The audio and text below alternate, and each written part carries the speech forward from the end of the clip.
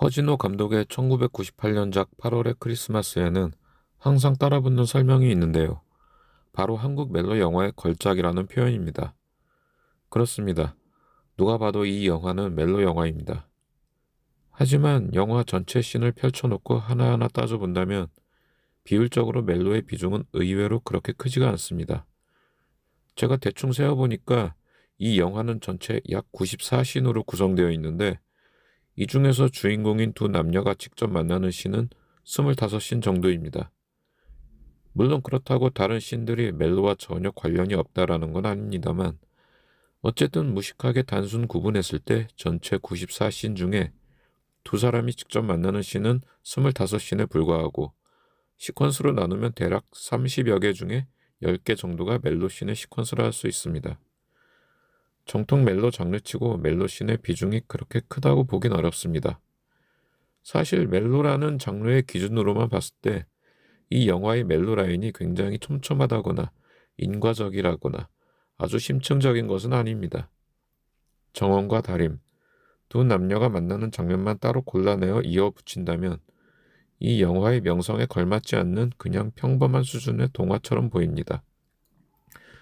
이 러브스토리의 서사에는 단순 인과적인 연결로 봤을 때 여백이 꽤 많아 보입니다. 정원이 어느 지점에서 다림에게 호감의 감정을 느꼈는지, 다림이 정원을 좋아하게 되는 과정 또는 그 발화점이 어디부터였는지, 두 사람은 서로의 마음을 어떻게 표현했고 어떻게 서로를 의식하고 인식하고 있는지, 정원이 다림 곁을 떠날 때 어떠한 심경이었는지, 다림은 이별의 심경과 후유증을 얼마만큼 느끼고 어떻게 극복하였는지, 정원이 쓴 편지는 무슨 내용이고 그것이 다림에게 직접 전달이 되었는지, 이런 전반적인 심리의 변화, 태도의 변화, 관계의 변화 같은 포인트들이 영화에서는 명료하게 표현되지 않습니다.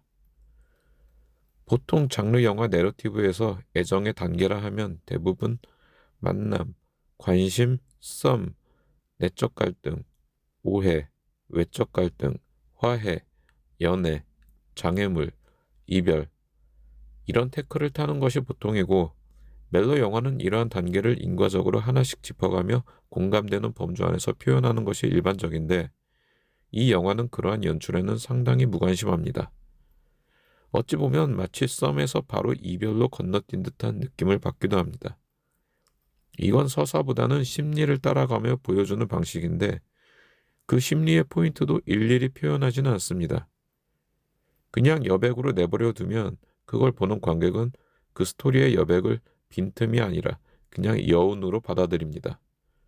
즉, 생략과 여백으로 발생한 그 빈틈을 관객이 더 많은 것을 유추하고 감성으로 느끼도록 유도하는 것입니다. 보기보다 상당히 교묘하고 영리한 영화입니다. 이게 먹히는 이유는 사랑보다 더 큰 테마라고 할 수 있는 죽음이라는 메인 플롯이 있기 때문입니다. 멜로에서 생략된 빈 공간을 채우는 것은 주인공 정원이 자신의 죽음을 준비해 나가는 과정의 휴먼 스토리입니다. 이게 이 영화의 근본적인 플랫폼이라 할 수 있습니다. 사실상 정원과 다림이 만나서 펼치는 러브러브하고 멜랑콜리한 장면을 제외한 나머지 거의 대부분의 씬들은 정원이 자신의 일상 속에서 죽음을 받아들이면서 이를 준비하고 삶의 여정을 하나씩 정리해 나가는 에피소드들로 채워져 있는데요. 그러니까 이 영화는 사실상 메인 플롯이 두 개, 즉 죽음과 멜로가 나란히 진행되는 스토리인 셈인데 재미있는 점은 여기서 멜로의 플롯이 없어도 이 영화의 결말에는 큰 변화가 없습니다. 하지만 죽음의 플롯을 제거한다면 이 영화는 전혀 다른 스토리와 다른 결말, 다른 주제를 가진 아예 다른 영화가 되었을 거란 점입니다. 그래서 이 영화는 사랑이 아닌 죽음의 포인트에 방점을 찍고 이야기하는 영화입니다. 사람들은 흔히 이 작품을 보면서 두 주인공의 사랑을 죽음이라는 장애물이 가로막았다 라고 여기는데 사실 건조하게 인과 구조만 놓고 본다면 주인공이 평온하게 죽으려고 하는데 그걸 뜬금없이 찾아온 사랑이 회방 놓고 있는 이야기인 것입니다. 이게 아름다워 보이는 이유는 철저한 감정과 커뮤니케이션의 배제입니다. 이 영화 속 인물들은 하나같이 다들 말이 없습니다. 대화가 없다는 게 아니라 알맹이를 빼고 절대 직설적인 표현을 하지 않는다는 겁니다. 철저히 은유적으로 돌려 말하기 권법을 씁니다. 친구를 만나서 나 이제 곧 죽는다 라는 말을 진지하게가 아닌 농담처럼 말하고, 비디오 작동법을 알려줄 때 나 죽으니까 아빠 혼자 이거 해야 돼 라는 말 없이 그냥 화만 삭힐 뿐입니다. 나 몸이 아파서 곧 죽어 또는 우린 사랑할 수 없어 라고 말을 하지 않습니다. 심지어 정원이 앓고 있는 병명이 무엇인지조차 이 영화는 설명하지 않습니다.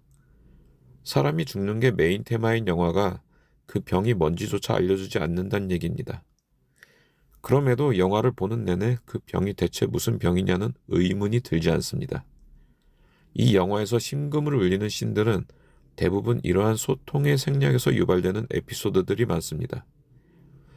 구구절절 설명하고 강조하기보다는 생략과 여백을 통해 더 큰 여운과 더 많은 상상을 하게 만드는 효과를 보는 것이죠. 그래서 정보의 표현보다는 감성의 전달 위주로 진행됩니다. 무엇 또는 왜가 중요한 것이 아니라 과로를 중시하는 진행인 것입니다. 병명 얘기가 나와서 하는 말인데, 저희 과학적이고 합리적인 추론으로 볼 때 정원은 아마 심장 관련 질환을 앓고 있는 것이 아닌가 보여집니다. 두 사람이 데이트하는 장면을 보면 일단 롤러코스터를 타는 씬이 나오는데, 바로 연결되는 다음 씬을 보면 정원이 어지럽다면서 벤치에 앉아 있습니다. 몸에 무리가 왔다는 것이죠. 롤러코스터는 심장에 안 좋습니다. 그런데 다림은 아이스크림과 탄산음료를 동시에 들이밀며 먹으라고 요구합니다. 아이스크림과 탄산음료, 이걸 동시에 먹으면 몸속에서 폭발이 일어난다고 하는 제야의 학설이 있음을 이 장면을 보면 떠올리지 않을 수가 없습니다.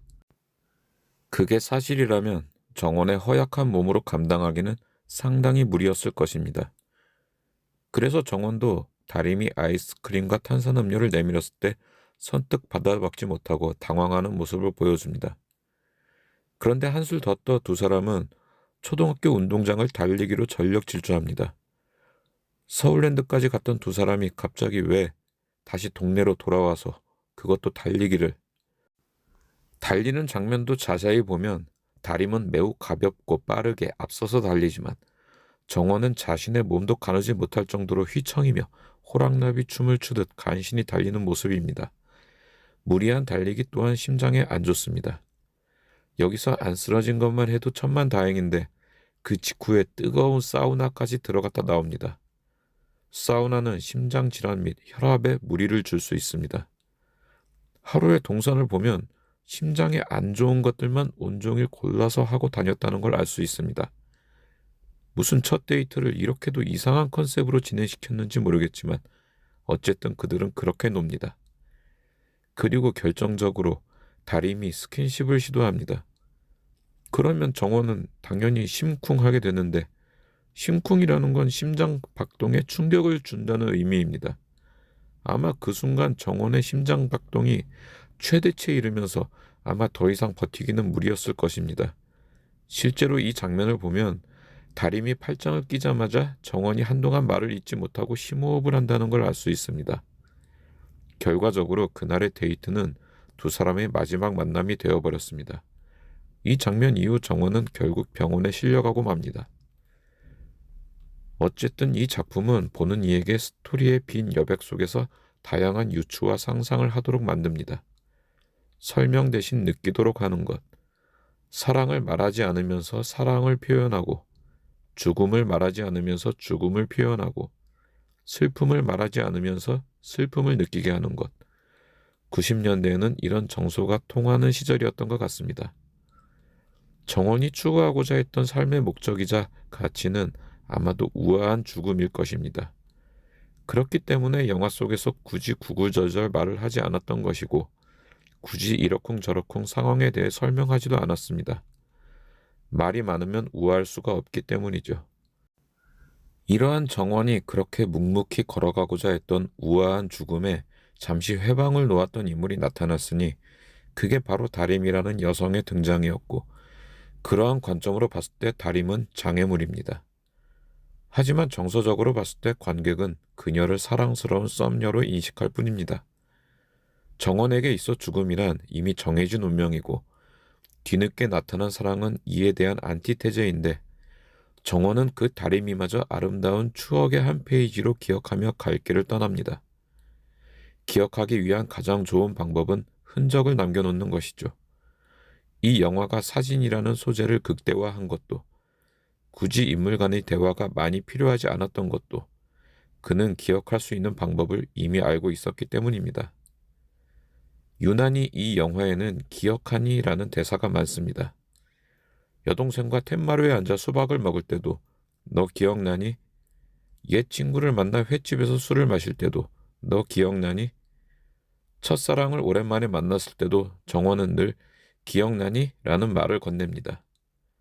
그리고 인연의 마지막에 그들과 이별을 준비할 때는 언제나 사진을 찍습니다. 사진은 말이 필요 없고 설명도 필요 없습니다. 보여주고 간직하고 기억할 뿐입니다. 이 영화가 유난히 말이 없는 것은 이 때문입니다. 소통의 부재와 감정의 절제는 이 영화의 구조적 필연이라 할 수 있습니다.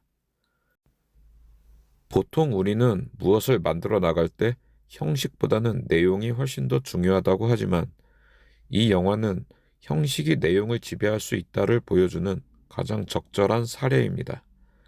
스토리만 따지면 다소 평면적이고 단순한 이야기를 생략과 여운을 적극 활용한 형식을 통해 문학적 깊이와 삶의 성찰까지 담아내는 데 성공했기 때문입니다.